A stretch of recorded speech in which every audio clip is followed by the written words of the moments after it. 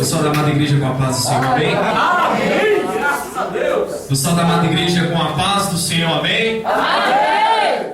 Glória a Deus. Sem muita demora, abra a palavra do Senhor em Lucas 15. Temos pouco tempo para pregar. Daqui eu tenho outro compromisso, uma conferência internacional que eu tenho que estar às 10 horas lá. Hoje o dia foi corrido. Estivemos ali fazendo um curso de capelão, porque estamos com um trabalho também no hospital de base lá, nos cancerosos. Estivemos estudando. Hoje eu já tinha também um compromisso no aniversário de um sobrinho meu. Tive que sair lá às pressas e vir. Quero agradecer a minha prima que veio conosco. Amém, a Mona Lisa, missionária lá da Assembleia de Deus. Eu não poderia rejeitar o convite do meu tio, que foi uma pessoa que me criou, né, ajudou a me criar desde criança, me acompanhou na minha, tanto do meu crescimento físico como do meu crescimento espiritual. Estou feliz pelo Rafinha estar aqui, rever os irmãos, amém? E é uma honra estar aqui com os irmãos, amém? Eu irei pregar hoje a palavra do Senhor que diz a respeito do filho pródigo. Diga para o seu irmão assim: será que você é um filho pródigo? Eu te garanto que essa mensagem aqui você pode ter ouvido ela muitas vezes, mas da maneira que você irá ouvir hoje, você nunca escutou na sua vida. Além que a palavra do Senhor ela se renova a cada manhã, no final dessa palavra você irá policiar a sua vida e irá ver: será que eu sou um filho pródigo? Sabe por quê, irmãos? Hoje as igrejas elas dão mais valor a show, a louvor do que a palavra.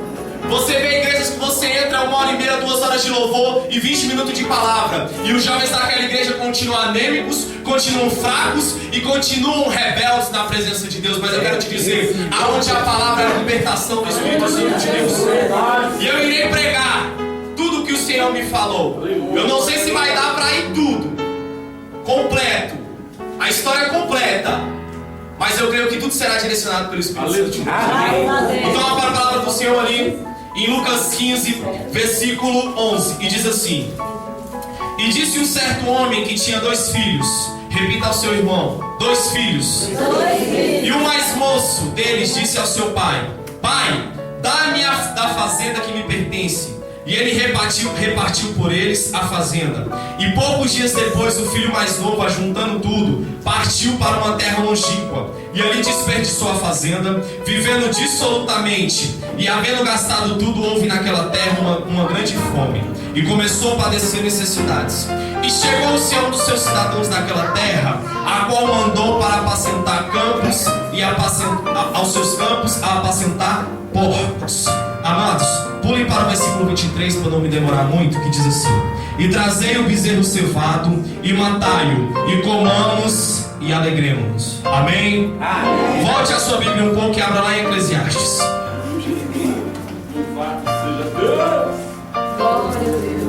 Glória ao Senhor, aleluia. Deus é poderoso. Eclesiastes 5, amados. Eclesiastes fica ali depois de Provérbios. Foi o livro descrito por Salomão no final de sua vida. Diz assim: e quanto ao homem, 5,19, e quanto ao homem a quem Deus deu, olhe para mim assim e faça assim: riquezas, fazendas e poder. Isso é dom de Deus. Repita mais forte, irmãos. Nós estamos numa festa, no culto de jovens. Repita comigo assim: riquezas, fazenda e poder. Isso é dom de Deus. Agora faça com a outra mão assim. Eclesiastes 6,2. E ao homem o Senhor deu riquezas, fazenda e honra. Isso é doença, maldição. Pode ser assentada no glória. Tem glória aí, irmãos? Aleluia. Então vamos lá. Você irá entender o porquê que eu quis que você lesse Eclesiastes 5:9 e nós chegássemos à história do filho pródigo. A história do filho pródigo é uma história muito conhecida, e eu quero te provar hoje que aquele filho pródigo ele quis primeiro a honra do que o poder. E nós vemos aqui a palavra no capítulo 15. Nós vemos aqui o Senhor nos explicando conforme palavras. A primeira ele vem nos dizendo lá, desde o versículo 1, a história de 100 ovelhas. E de 100 ovelhas, uma se perdeu. E dessa uma que se perdeu, o Senhor foi atrás. E nós vemos mais adiante ali, a partir do versículo 8, a história da mulher que que tinha 10 dracmas, e dessas 10 dracmas, uma se perdeu. E nós vemos mais adiante a história de um homem, um senhor, que ele tinha 2 filhos, e desses 2 filhos, um pediu a herança. Então, se nós formos ver no capítulo 15 e já olharmos desde o início, nós iremos ver uma matemática muito linda de Deus. Nós iremos ver 100 ovelhas e uma se perdeu, e o Senhor foi atrás. Uma de 100, 1%. 1% para Deus é tudo para Ele. 1% nas mãos de Deus, Ele pode vencer uma guerra. 1% nas mãos de Deus, Ele pode transformar uma geração. 1% nas mãos de Deus, Ele pode impactar uma igreja. 1% nas mãos de Deus é mais do que 100% nas mãos de Satanás. Então o Senhor já estava dizendo: ei, eu quero 1%. Ainda que esse 1% se for, eu irei pegar. E nós vemos mais adiante uma mulher que tinha 10 dracmas, e dessas 10 dracmas ela pegou um de 10%. O Senhor já estava dizendo: aquele que dá valor a 1% dá valor a 10%. Então o Senhor foi atrás do 1%, porque 1% para Ele é tudo. E Ele também foi atrás dos 10%, porque 10% para Ele é tudo. E nós vemos mais adiante na história de um homem que ele tinha 2 filhos. Desses 2 filhos, um se perdeu, um de 50%. Então o Senhor estava falando: eu dou valor a 1, eu dou valor a 10 e eu dou valor a 50. E o Senhor também está falando: aquele que não dá valor a 1%, mais da frente irá perder 10%. Aquele que não dá valor a 10% irá perder 50%. Aquele que não dá valor a 50% irá perder a parte toda, irá perder o todo.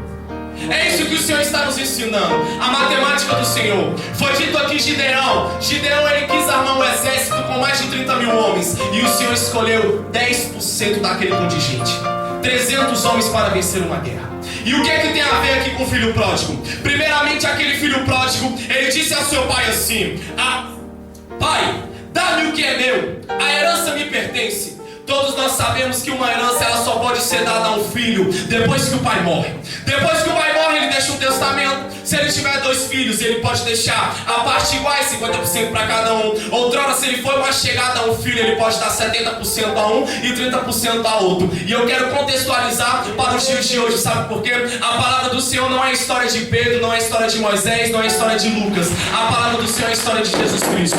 Você pode pegar todos os livros da Bíblia, que todos irão falar de Jesus Cristo. Eu posso te mostrar Jesus Cristo em Gênesis, eu posso te mostrar Jesus Cristo em Êxodo, eu posso te mostrar Jesus Cristo em Isaías, eu posso te mostrar Jesus Cristo em Salmos, eu posso te mostrar Jesus Cristo em Apocalipse. Em todos os livros está Jesus Cristo. E aqui não é diferente. O que o Senhor está nos dizendo? Ei, você é um filho meu e você tem direito a uma herança. E todos nós sabemos que Deus, Ele não morre. Deus, Ele é eterno. Tanto que a filha de Deus, quem aqui sabe que é a filha de Deus? Pergunte para o seu irmão aí, quem é a filha de Deus? É a filha de Deus. A eternidade.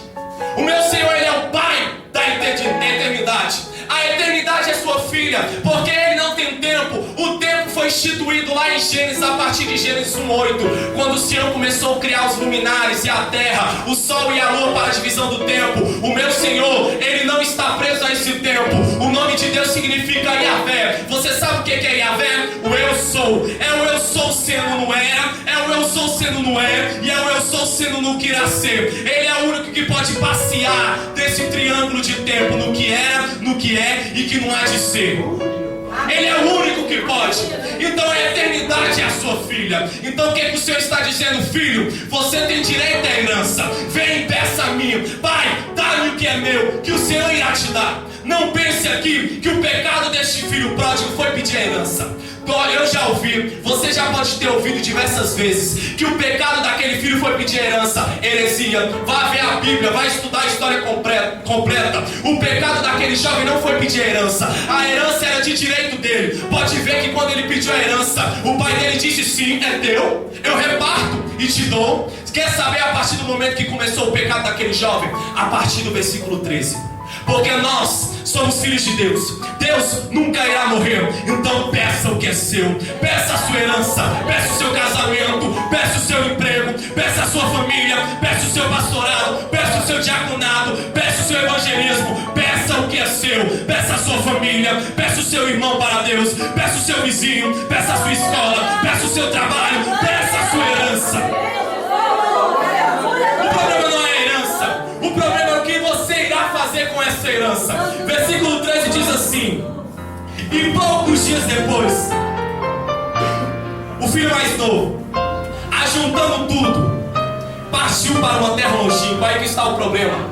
Depois do dia que ele foi apossado, ele saiu. Depois do dia que ele ganhou a eleição, ele saiu. Depois do dia que ele casou, ele saiu. Depois do dia que a família dele se converteu, ele saiu. Depois do dia que ele ganhou o emprego sonhado, ele saiu. Depois do dia que ele passou em concurso público, ele saiu. Depois do dia que ele ganhou o carro zero, ele saiu. Depois do dia que ele ganhou a esposa que pediu, ele saiu. Depois do dia que ela pediu o marido e ganhou, ela saiu. É isso que está tipificando nas nossas vidas. Ele recebeu a herança, mas o problema é que ele foi para uma terra longínqua. E o pai dele queria: ei filho, eu estou te dando a terra, eu estou te dando a herança para você poder fazer a sua casa, criar a sua fazenda, o seu gado, o seu boi, de perto da minha, porque a glória é minha, eu dividi a glória com você. Então fica de frente da minha casa, fica de frente da minha fazenda, fica repartindo comigo. Mas não, ele quis para longe. Ele não merecia aquela herança. Por quê? Porque a palavra vem nos dizendo aqui, a partir do versículo 13, que ele ajuntou tudo. Mas o jovem, assim como eu e como você, quem aqui é abaixo de 120 anos, levanta a mão. Pode levantar a mão. Então todos nós somos jovens. Não fique pensando que eu estou falando de filho pródigo e você está com sua paz santa, que hoje em dia as igrejas só tem gente que tem pá. Ela pega a pá e joga pro irmão e diz: esse era pro teu irmão. Eita, esse era pro que ficou lá na casa. Ei, joga pra fora e pega a enxada. Pega a enxada e traga pra você. Se Deus está falando, é com quem está presente. E quando o Senhor disse: eu dei tudo, o pai disse: eu dei tudo, ele foi para a herança para longe. Aqui eu quero apontar 7 erros na vida daquele filho pródigo. O primeiro erro diz que ele foi para longe e desperdiçou tudo. Ei, quando nós estamos longe da presença de Deus, nós perdemos a capacidade de administrar, jogamos tudo fora, não sabemos administrar o nosso dinheiro, não sabemos administrar o nosso tempo. Nós vemos aí pessoas que não sabem administrar o tempo, não sabem ter tempo para estudar, não sabem ter tempo para ler a Bíblia, não sabem ter tempo para orar, não sabem ter tempo para dedicar sua vida ao ministério, não sabem ter esse tempo porque está desperdiçando tudo, está na terra longe. Venha para perto da herança, venha para perto da bênção, venha para perto do Pai. Foi Ele que te deu a herança e Ele quer ver essa herança sendo próspera às suas mãos. O segundo erro foi que ele viveu dissolutamente. Dissolutamente significa devasso, libertino. Quando o jovem ele começa a viver dissolutamente, ele vive sem doutrina, ele vive sem disciplina, ele vive libertino, achando que tudo é livre para ele. E aí ele começa a morrer, ele começa a gastar, ele começa a desperdiçar, ele começa a dividir a fazenda com os outros do mundo, ele começa a dividir a herança que Deus deu para ele, ele começa a perder tudo aquilo que o Senhor tinha dado a ele, e ele começa a se afundar. E aí vai já indo para o terceiro erro. O terceiro erro diz que ele gastou tudo. Gastou tudo aqui representa os prazeres. Primeiro ele começou a desperdiçar, depois ele começou a viver sem disciplina, sem doutrina, sem reverência, sem submissão, e depois ele começou a gastar tudo. Gastar significa prazer. Ele começou a experimentar dos prazeres do mundo, começou a viver dissolutamente, começou a fornicar, começou a beber, começou a ver esses programas de hoje que não traz benefício espiritual nenhum. Eu não acredito uma pessoa viciada em Big Brother, cheia do Espírito Santo de Deus. Eu não consigo acreditar, você que é viciado em novela, você ser um homem ou uma mulher usado pelo Espírito Santo de Deus. Isso é antibíblico. Quer dizer que eu não posso ver novela? Quer dizer que eu não posso ver esses programas aí? Tudo me é lícito, mas nem tudo me convém. Se você consegue ver essa novela e não se contaminar, ela não conseguir tirar o seu tempo, ela não conseguir tirar o compromisso que você tem com Deus, deixa. Agora, me mostre o que é que um programa daquele Big Brother Brasil pode trazer de benefício para você, jovem. Você que está em busca de santidade, você olha mulheres seminuas, você olha sexo explícito, você olha tudo que não agrada o Espírito Santo de Deus. E eu quero te dizer, você pode ser forte assim? Você acha que alguém do mundo quer ficar à porta aqui da igreja para escutar essa pregação? Não, ele não está nem aí. Então por que nós temos que nos se prostrar a Baal? Por que nós temos que nos se prostrar a o sistema deste mundo corrompido, hipócrita? ao sistema desse mundo que leva os jovens a um comodismo, a um naturalismo, onde o sexo é normal, o sexo antes do casamento é uma forma de conhecer. Dizem que a masturbação é uma forma de você se conhecer. Não, eu quero te dizer, você é templo do Espírito Santo de Deus, então se consagre a Deus. Glória a Deus. Nós vemos jovens hoje cultuando o próprio corpo. Nós vemos meninas nunca satisfeitas com a silhueta que Deus a deu. É claro que você tem que cuidar do seu peso, você tem que cuidar da sua saúde, mas você tem que ver também, meu irmão, um culto exagerado ao corpo, você está se idolatrando. Ei, pensa bem, enche o seu corpo primeiro com o Espírito, enche o seu corpo primeiro com o Espírito, enche o seu corpo primeiro com as coisas que vêm de Deus, e o demais será acrescentado. Aleluia, aleluia. E a palavra vem nos dizendo, depois do quarto erro, o quinto erro foi: ele começou a padecer. Ele estava numa terra onde ele tinha gastado tudo, ele tinha dividido a sua fazenda, ele tinha experimentado dos prazeres, e ele começou a padecer, começou a ficar doente, começou a ficar com a visão fraca, começou a ficar anêmico, começou a ficar com as pernas bambas, começou a ficar com dor de cabeça, começou a ficar fraco, a padecer, e já vem indo para o sexto erro. A palavra diz lá no versículo 19, versículo 15, que ele chegou a um moço, e esse moço olhou para ele e disse: vai apacentar os meus porcos. Ei, o homem da terra do outro lado, o homem da terra longínqua, ele é imitador do homem que deu a herança. O homem da outra terra é Satanás, o homem dessa terra que é Deus. O homem dessa terra apacenta ovelha, o homem de lá apacenta porco. O homem daqui te dá sandália, o homem de lá te dá bota para você cuidar dos porcos. O homem daqui te dá anel, o outro de lá te dá escravidão. Ei, o homem de lá ele é imitador, o homem de lá não pode te dar nada. O homem de lá olhou para aquele jovem e disse: ei, você não tem mais nada, vai apacentar porcos. Nós não fomos chamados para apacentar porcos, nós fomos chamados para apacentar ovelhas. Você pode ver que a vida desse jovem, essa parábola, ela é muito espiritual. Essa parábola, ela traz para os dias de hoje. É por isso que meu Jesus, ele falou tudo em parábolas. Por que, Danilo? Para ser difícil de entender. Você só pode entender uma parábola dessa se você estiver o Espírito Santo de Deus. Você pode ter um teólogo, você pode ter um professor, você pode ter uma professora, você pode ter qualquer pessoa do seu lado, mas se não tiver o Espírito Santo de Deus, você não irá entender a palavra. Você jamais irá entender. Nós vemos pessoas que pegam a Bíblia e querem entender ela de qualquer maneira. Acha: não, Deus, hoje eu não li a palavra, eu vou ler 2 salmos. Ei, não faça isso então. Se você for pegar a palavra, leia ela com amor, leia ela com carinho. Sabe por quê? Porque ela é Jesus Cristo. Só tem como eu conhecer Jesus Cristo lendo. Eu não conheço Jesus Cristo rodopiando. Eu não conheço Jesus Cristo clamando nas ruas. Sabe como é que eu conheço Jesus Cristo? Pela palavra.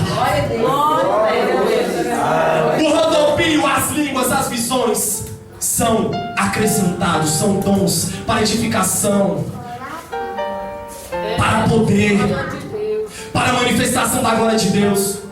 Eu digo isso, você pode olhar: será que não é pentecostal? Eu quero que você me mostre um jovem que é mais pentecostal que eu. Me mostra um. Viro noites em monte, dou pulo, dou cambalhota, passo o dia estudando, estudo hebraico, estudo latim, estudo grego, faço 4 cursos de teologia, me formei agora em capelão no hospitalar, daqui a pouco vou para um seminário internacional para aprender, para voltar. Eu dedico todo o meu tempo à obra de Deus. O que sobrar eu faço por homem, mas eu dedico à obra de Deus, e eu aprendi o que estrutura o jovem a palavra. O que estrutura o jovem é a palavra. Nós vemos jovens aí que não sabem a história de Jesus Cristo, não sabem onde ele nasceu, não sabem onde ele morreu, não sabem a história de Davi. Sabe a história de Davi para essa minissérie? Essa minissérie tem vários erros bíblicos.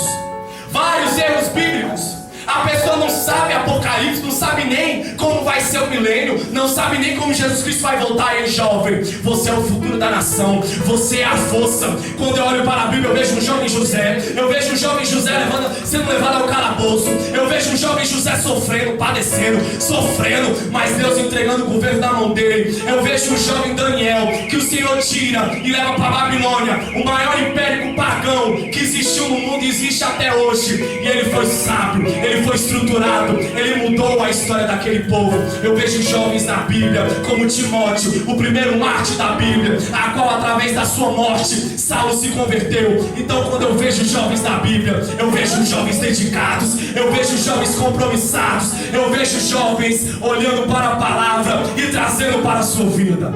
Glória a Deus. Não pense que você irá só fazer a obra de Deus pregando. Não, isso não é ministério. Como assim não é ministério? Pode ser um ministério que Deus tem para mim, para o pastor, para você. O ministério que eu estou falando aqui é o completo do Evangelho. Você quer saber qual é o ministério completo do Evangelho? Ide e pregai por todo mundo. Não é vir aqui no púlpito, não é servir uma água, não é só colher dízimo e oferta. Você sabe o que é um ministério? É você mostrar a palavra através da sua vida. O mundo não lê a Bíblia, o mundo lê você. O mundo lê você, o mundo lê você, o mundo lê você, o mundo lê você, o mundo lê você. E será que ele está lendo a palavra? Será que ele está lendo a palavra da forma que ela é? Ou ele está lendo a palavra olhando para a sua vida deturpada? Ele está vendo uma palavra com falta de amor? Ele está vendo a palavra como um jovem que não tem compromisso? Como uma moça que não sabe nem se santificar as suas vestes, o seu falar, o seu andar? Eu tenho um amigo que chegou da África há pouco tempo. E ele disse: Danilo, é tão incrível. Ele ficou lá 1 ano fazendo missões.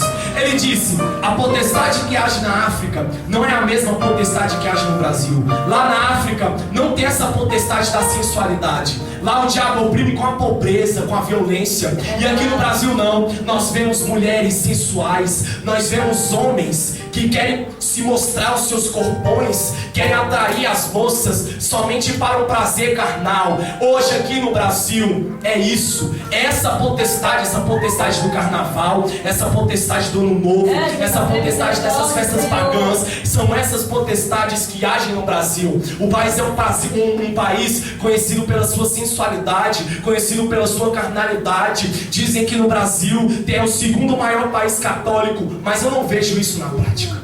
Porque o católico, ele conhece a mesma Bíblia que eu. Conhece a mesma Bíblia que eu.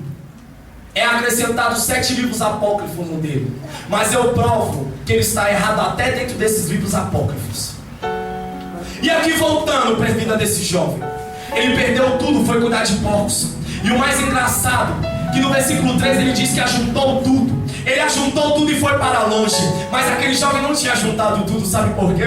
Porque o seu pai separou em do anel, o seu pai separou a veste e o seu pai separou a sandália. Sabe por quê? Aquele jovem estava recebendo primeira honra. Ele não estava de olho no poder. O pai dele estava de olho no poder, mas ele estava de olho na honra. Muitas vidas que tem hoje na casa do Senhor, elas estão de olho na honra e não querem o poder. Foi por isso que eu li para você Eclesiastes 5:19, que diz assim: a um homem Deus deu riqueza, a um homem Deus deu fazenda, e a outro homem ele deu poder, e a outro homem ele deu riqueza, e a outro homem ele deu riqueza, fazenda e honra, e isso é maldição. Aí pergunte para mim o porquê. Pode perguntar o porquê. Eu vou provar isso na vida desse jovem. A honra, quando ela não é precedida de poder, ela é maldição. Vou repetir para você não entendeu, não ouviu glória? A honra, se ela não for antecedida de poder, ela é maldição. Agora, o poder, se ele for antecedido da honra, é dom de Deus. Eu vou simplificar aqui para a igreja entender. Vem aqui, Rafinha. O Rafinha é a honra. E eu sou o poder. Fica aqui na minha frente. Fica aqui na minha frente. Se um homem tiver primeiro a honra e o poder vier antecedido, isso é doença. Agora, se um homem tiver poder e a honra estiver atrás, isso é dom de Deus. Você quer saber por quê? Pode sentar, Rafinha. Abra lá em Lucas 10.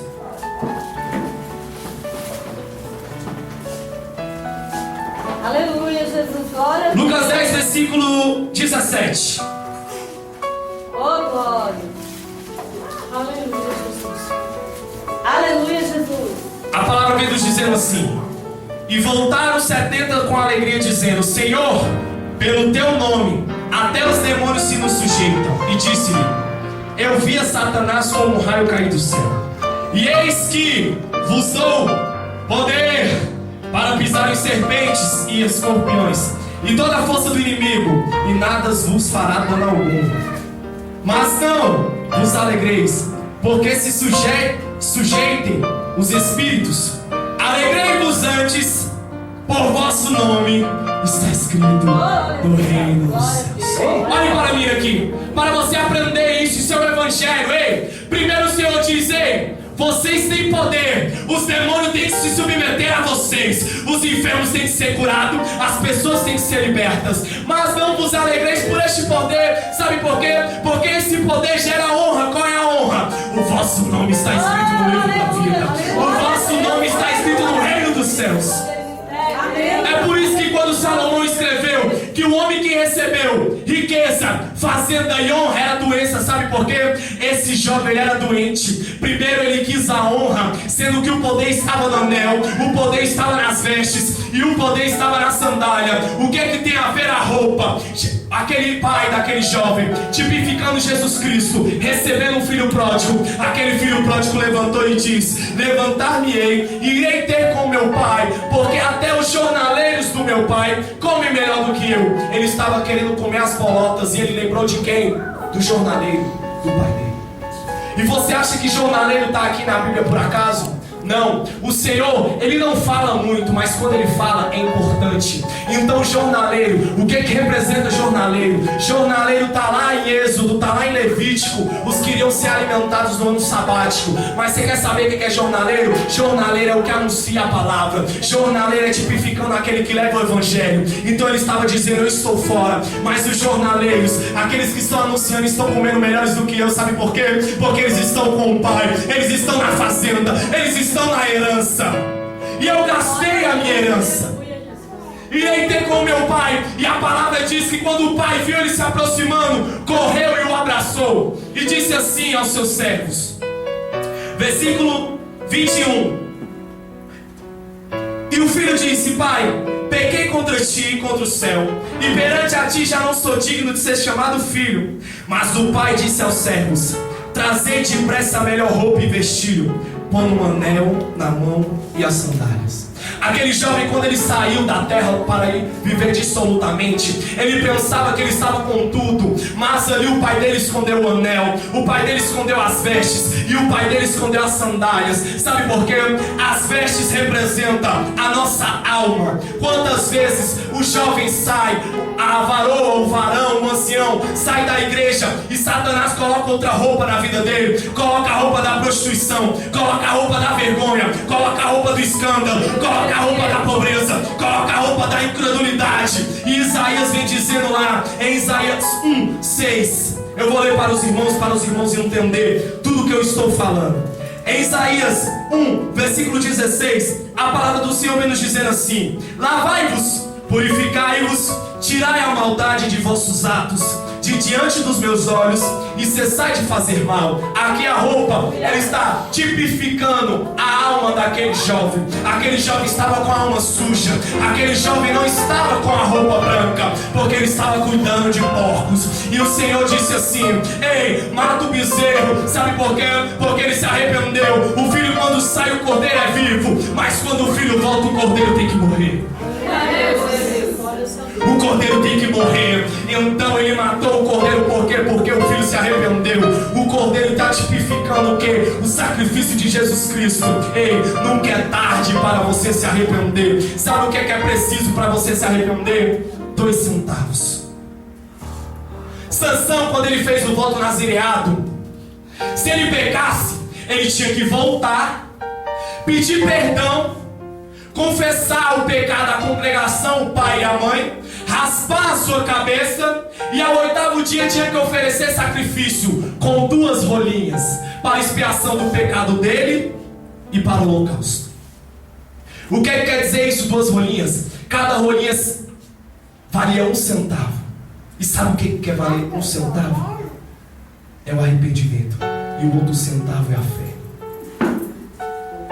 Jesus Cristo, quando foi apresentado no templo por José, ele foi apresentado com 2 rolinhas e ainda precisava de um cordeiro, mas o cordeiro é Jesus Cristo.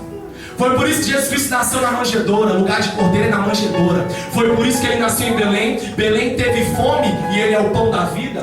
Tudo na Bíblia, ele é totalmente encaixado. Os livros, eles andam de mão dada. Isaías anda de mão dada com Mateus, Mateus anda de mão dada com Êxodo, Levítico anda de mão dada com Lucas. A Bíblia, ela é um conjunto, é a palavra de Deus completa. E aqui quando vem nos dizendo, dá a melhor roupa para o meu filho, ou túnica. Em outras traduções pode trazer túnica. Túnica representa ministério, túnica é destaque. José, a palavra diz que ele se parecia com o seu pai Jacó, e Jacó o amava e fez uma túnica diferente para os seus irmãos. E ali quando ele fez, confeccionou aquela túnica, a túnica era de cores diferentes e os seus irmãos o invejaram. Túnica era um ministério. José ainda receberia mais 3 túnicas, do destaque, da confiança e do reinado. E sempre quando ele recebia a túnica, haveria inveja na vida dele, porque a túnica destaca. Jesus Cristo, antes de morrer, lá em João vem nos dizendo que a túnica dele não tinha costura. O que quer dizer isso? Túnica era um ministério. O ministério de Jesus Cristo nunca teve costura, nunca teve divisão. Então ali aquele pai estava dizendo: filho, você está sujo, eu vou te dar uma veste nova. Ei, tem mais, pega o anel e coloca na mão dele. Escravo não tem anel, só quem tem anel é príncipe. Quando ele saiu, ele foi viver dissolutamente. Estava como escravo do pecado, estava como escravo das coisas que este mundo pode nos dar. Mas quando ele voltou, o Senhor deu anel. O pai dele deu anel. Anel é só para rei. Anel simboliza a identidade. A história de Judá, o irmão mais velho, um dos irmãos de José, Judá e Tamar. Quando ele foi deitar com Tamar, pensando que ela era prostituta, ele quis penhorar o serviço. Se você quiser saber dessa história, vai ler ou pergunta para o pastor. Está lá em Gênesis 38. A palavra diz assim, que Judá deitou com Tamar e ele não tinha dinheiro. Aí ela disse: vamos deixar o penhorado aqui. Eu vou ler para os irmãos, mas os irmãos estudem em casa isso aqui. Gênesis 38, versículo 18 diz assim: então ele disse: que penhor é que te darei? E ela disse: o teu selo. Ponto. Ele ainda vai dar o lenço e o cajado, mas eu quero parar o selo. Naquela época o sacerdote ele andava com um anel, com um colar, ou com um colar, a qual tinha uma pedra aqui, que naquela época a assinatura dele era da marcação deste anel ou a marcação deste colar. Tinha um símbolo, a qual só aquele sacerdote tinha. Era como se fosse a impressão digital minha ou sua. Só eu tenho a minha, só você tem a sua. Não há igual. E ali quando ele se deitou com a prostituta, ele deixou o seu selo, ele deixou a sua identidade, tipificando para o mundo de hoje, para o mundo espiritual. Quando você peca, quando você está vivendo no pecado, você perde a sua identidade de cristão e você deixa ela no mundo. Mas a vida desse jovem mudou quando ele recebeu vestes novas e recebeu uma nova identidade. Porque o pai dele, muito mais experiente, Deus muito mais sábio, ele deixa você ir para uma terra longe, ele deixa você viver absolutamente, ele deixa você perder, gastar, viver os prazeres do mundo, para quando você voltar, ele diga: filho, você não levou tudo, ainda tem a sandália, ainda tem o vestido e ainda tem o anel. E a palavra vem nos dizendo assim, que ainda tinha dado ainda para ele as sandálias. E é nessa ordem: primeiro as vestes, depois o anel e depois a sandália. Porque as sandálias, escravo não precisa de sandália, escravo anda descalço. Escravo para cuidar de porco não precisa de sapato, precisa de bota. Mas príncipe precisa de sapato e príncipe precisa de sandália. A palavra diz, como aqui lá em Efésios, se você for ler tudo, revestir-vos de toda a armadura de Deus. A palavra vem nos dizendo que as sandálias são as sandálias do Evangelho. Aquele jovem não estava com a sandália, sabe por quê? Porque ele não estava levando o Evangelho, ele estava perecendo, ele estava pecando, ele estava cuidando de porcos. Quantas pessoas estão no mundo como o filho pródigo, sem a túnica, sem o anel e sem as sandálias. Ela não tem destaque, ela não tem autoridade e ela não tem as sandálias do evangelho. Mas eu quero te dizer, se você saiu como filho pródigo, volte, porque o teu pai irá te olhar e irá dizer: coloca no dedo dele um anel de autoridade, coloca o anel do dedo dele de poder, coloca o anel do dedo dele representando o Espírito Santo de Deus, coloca umas vestes representando o ministério, porque a pessoa quando louvava, quando vai para o mundo, para de louvar. A pessoa quando pregava, vai para o mundo, para de pregar. A pessoa quando evangelizava, vai para o mundo, para de evangelizar. Ela perde a túnica, ela perde o ministério. Mas Deus diz: eu devolvo o ministério, eu devolvo as sandálias. É isso que o Senhor está dizendo. Ei, primeiro quero o poder, primeiro quero o poder, não quero a honra. Aquele jovem, ele quis a honra. Qual era a honra dele? A honra era a herança. Mas o pai dele estava dizendo: jovem, filho, primeiro você tem que ter o poder para depois ter a honra. É simples.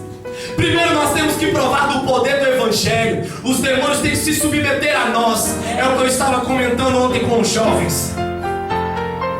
Nós vemos jovens aí louvando, nós vemos jovens aí dançando, nós vemos jovens aí bonitos, fazendo de tudo na casa de Deus. Agora eu pergunto: será que eu posso levar esse jovem lá para a rodoviária para expulsar um demônio? Será que ele vai ter autoridade de expulsar demônio? Ou ele só vai ter a habilidade de dançar na igreja, de tocar, de fazer um solo de guitarra, de fazer uma virada na bateria? O evangelho é muito mais que isso. O evangelho não é aparição. O evangelho é poder de Deus. O evangelho é mudança de vida. Então, jovem, eu quero te dizer: tenha mais compromisso com a palavra, tenha mais compromisso na santidade, tenha mais compromisso no namoro, tenha mais compromisso na obediência a seus pais, tenha mais compromisso na submissão ao seu líder, tenha mais compromisso com o louvor, tenha mais compromisso com a obra. E saiba que a casa de Deus não é a casa de espetáculo. A casa de espetáculo, sabe onde é? Será lá no céu, aonde nós iremos falar dizendo: santo, santo, santo é o Senhor. E eu quero deixar uma pergunta no ar para você, não precisa me responder. Nós conhecemos grandes homens de Deus hoje. Silas Malafaia está passando. Billy Graham já passou. Samuel Warren está passando. Napoleão Falcão está passando. Agora eu te pergunto: aonde os nossos filhos irão congregar daqui a 20 anos? Você tem capacidade de dirigir uma igreja? Você tem capacidade de mostrar o evangelho para essa geração que está vindo aí, a qual não sabe nem quem é Jesus Cristo? Você sabia que essa geração que está nascendo agora, ela está sendo preparada para ser totalmente apóstata da fé? Você sabia disso? Que tem um projeto para unificar a religião católica com a religião cristã. E é por isso que a Globo está colocando lá jovens gospel, cantores gospel cantando lá, porque o intuito dela é de unificar a religião. Isso é um papel do anticristo que está para vir. A palavra diz que o espírito do anticristo já está sobre a terra, e você está perdendo o seu tempo sentado no sofá. Ei, o lugar de descanso será na morte, no caixão, aonde nosso espírito irá, ou então será lá no céu. Aí será o seu descanso. O seu descanso não é nessa terra. Saiba que você nasceu para cumprir um chamado. Saiba que você nasceu para impactar uma geração. Assim como esses grandes homens e mulheres foram consagrados a Deus na sua juventude, você também será, você também é. Então não desvalorize o anel, não desvalorize a túnica, e não desvalorize a sandália, porque isto é poder de Deus. Fique de pé. Obrigado, Senhor. O Senhor é Deus, aleluia. Deus, poder e glória. Vem aqui me ajuda aí no louvor. Eu vou louvar um hino para poder encerrar. Eu gostaria de dizer para você: não fiquem com raiva de mim, fiquem com raiva de quem escreveu isso aqui, ó. Eu só estou pregando isso aqui, ó. Eu só estou pregando isso aqui. Só estou pregando a palavra do Senhor. Agora, se o Senhor falou assim contigo, é porque Ele ama você. A palavra diz que aquele filho que ele não é corrigido é filho bastardo. Então, se o Senhor está falando, está corrigindo, é porque Ele te ama. Glória a Deus. Glória a Deus. Vamos cantar Restitui, aleluia. Aleluia a Deus. Eu gostaria gostaria, quando terminar este louvor, você é um jovem, uma senhora, um varão, uma mulher, que acha que está vivendo como um filho pródigo, que sabe que você já experimentou da comida do papai quando você estava na casa dele. Você experimentou das mordomias quando você estava na fazenda do rei. Você experimentou do tratamento especial que o pai teve contigo quando você estava perto. E a partir daí você começou a orar, você começou a pedir: Oh, aleluia, meu Deus. Pai, dá-me o que é meu. E você recebeu inteligência, você recebeu o seu presente, você recebeu aquilo que você tanto pedia, e você foi para uma terra longínqua. Você foi para uma terra onde não tem temor, onde não tem fé, aonde que irá sobrar para você, irá sobrar porcos para você se apacentar. E você sujou as suas vestes, você não está mais com seu anel, e você está descalço. Mas eu quero te dizer, o arrependimento, ele custa só 2 centavos. Agora o escândalo, ele custa muito caro. E se Deus te trouxe aqui, Ele quer você de volta. Mesmo que você possa estar na igreja, outrora você está louvando, mas você sabe que você está vivendo como um filho pródigo. Você não consegue ser santo no seu namoro. Você não consegue dedicar o seu tempo a Deus. Você dedica mais o seu tempo ao culto ao seu corpo do que para Deus. Você dedica mais o seu tempo vendo TV do que para o Senhor. E quando vê, você já está frio, você está fraco, está uma grande fome na sua terra. Mas o Senhor quer te trazer de volta. Ele quer restituir os seus sonhos, os planos que foram embora, o sonho que se perdeu, o que era festa e agora é luto do que já morreu. Não podes pensar que isso é o teu fim, não é o que Deus planejou. Levante-se do chão, erga o clamor.